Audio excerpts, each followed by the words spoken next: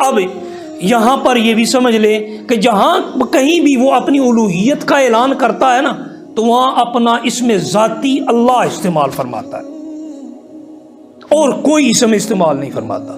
آپ کسی بھی نبی کا کلمہ اٹھا کے دیکھ لیں، کسی بھی نبی کا کلمہ اٹھا کے دیکھ لیں، کیا ہوگا؟ پہلا حصہ جو توحید پر مبنی ہوتا ہے وہ کیا ہوتا ہے؟ لا الہ الا اللہ۔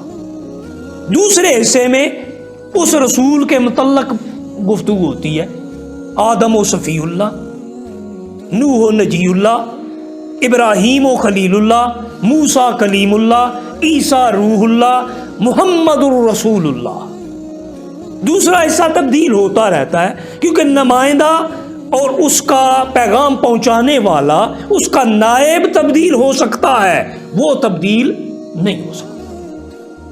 وہ اللہ ہے، اس نے اپنا اسم ذاتی استعمال کر کے یہ بتا دیا کہ وہ رب کائنات کی وہ ذات ہے جو تمہارے عقل سے بھی ماورا ہے، لیکن جو کچھ بھی ہے اس کا اپنا ذاتی ہے۔ یہ پہلی بات۔ دوسری بات یہ کہ رب کائنات نے یہ اسم ذاتی جو استعمال فرمایا ہے، اس سے یہ بات ثابت ہوتی ہے کہ وہ کسی کا محتاج نہیں ہے، جو کچھ ہے اس کا اپنا ہے، وہ دوسروں کو دیتا ہے لیکن کسی سے لیتا بالکل نہیں ہے۔ باقی سب اس کے نمائندے ہیں، اس کے عطا کنندہ ہیں، باقی سارے اس کے عطا کنندہ ہیں اور اس کی عطا کو آگے تقسیم کرنے والے ہیں، تقسیم کر سکتے ہیں۔ تقسیم کنندہ کوئی بھی ہو سکتا ہے لیکن دینے والا وہی ہے، وہ ذات ہے۔ اس کی ذات کون سی ہے؟ اللہ نور السماوات والارض۔ وہ اللہ وہ ہے جو زمین و آسمان کو منور فرما دینے والا ہے، اس میں نور بانٹنے والا ہے، اسے روشن کرنے والا ہے۔ اسے نہیں کوئی روشن کرتا، وہ روشن کرتا ہے۔ رب کائنات فرماتا ہے اللہ خالق کل شیء وہو علی کل شیء وکیل، سورہ زمر آیا نمبر 62۔ رب کائنات کہہ ارشاد فرماتا ہے وہ ہر شے کا خالق ہے لیکن اس کو کوئی تخلیق کرنے والا نہیں ہے۔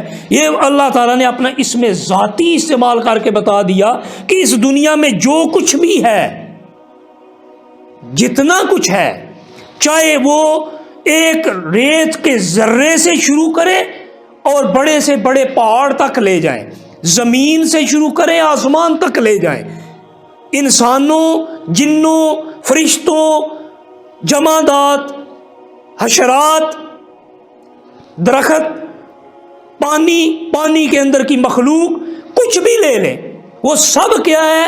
وہ سب اس کی ذات کی پیدا کنندہ ہے لیکن اس کو کوئی زندہ کرنے والا، وہ حی قیوم ہے، اس کو کوئی زندگی دینے والا نہیں ہے، وہ خود زندہ ہے لیکن وہ دوسروں کو زندگی دیتا ہے۔ یحیی و یمیت، جسے چاہتا ہے زندگی دیتا ہے، جسے چاہتا ہے موت دے دیتا ہے، وہ عطا کرتا ہے۔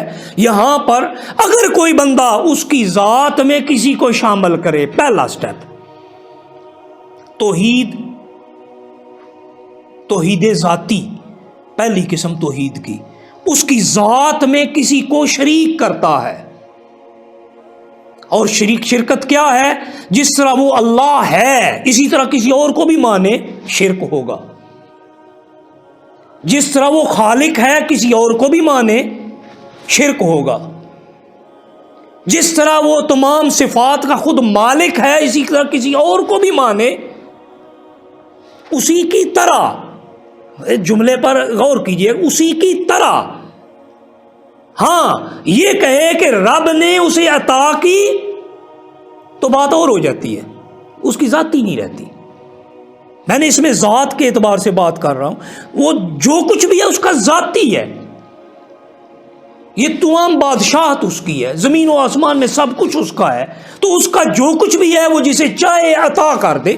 قرآن کہتا ہے وہ جسے چاہتا ہے دیتا ہے، جسے چاہتا ہے اسے لے لیتا ہے،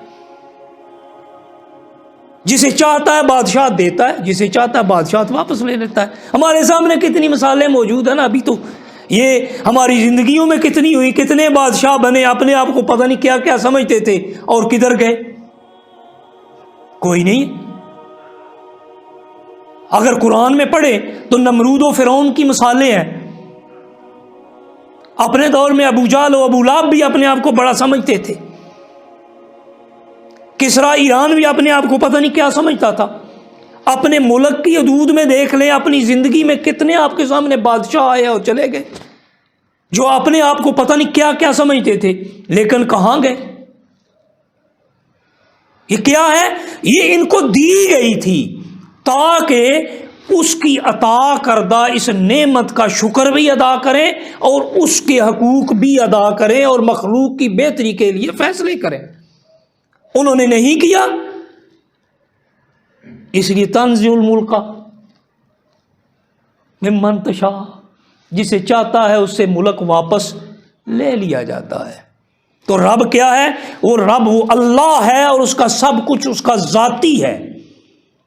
اس نے کسی سے لیا ہوا نہیں ہے. جو لینے والے ہیں وہ محتاج ہوتے ہیں، جو لینے والے ہوتے ہیں وہ محتاج ہوتے ہیں اس کے. اس لیے محتاج اور غنی برابر نہیں ہو سکتے.